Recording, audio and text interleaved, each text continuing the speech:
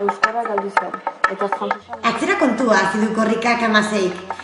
Ilanen 26an abiatuko da Tuteratik, eta 11 egunen buruan Gasteizera helduko da, apirilaren 5ean.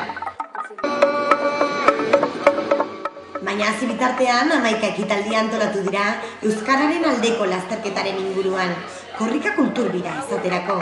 Ostiralean izan ginen Gasteizko Ama Birjina Zuriaren enparantzan, AEKak antolatutako ekitaldian.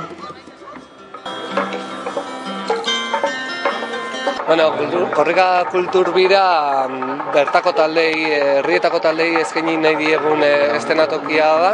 Ikusten duzuen bezala hor espazio bat egin dugu eta herri kontenido ezberdinaz jazten dugu. Bertako herriko kasu honetan Gasteizko jendea gonbidatu dugu, agertoki honetan beraien kultur adierazpenak egiteko. Hori da ideia, kulturaren alde egitea eta korrikak gizarteari gizarteak ematen dionaren zatitxo bat behintzat ematea. Gasteiz, korrikari ongi etorria emateko prest dagoela, adierazi zigun Arabako arduradunak.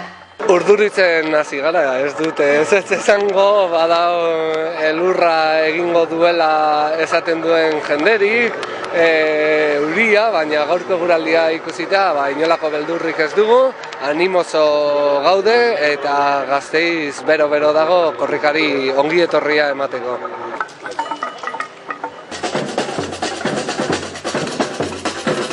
Ekintza ugari bildu zuen Gasteizko korrika kulturbirak. Zalapartari trebeak eta ziberriak aritu ziren. Profezia txikia. Korrika dendan elastikoak, txapak, poltsak eta beste hainbat produktu jarri zituzten salgai. Bidai intimoak dokumentala egon zen ikusgai. Bitartean, bi grafitigile horma irude koloretsuan aritu ziren.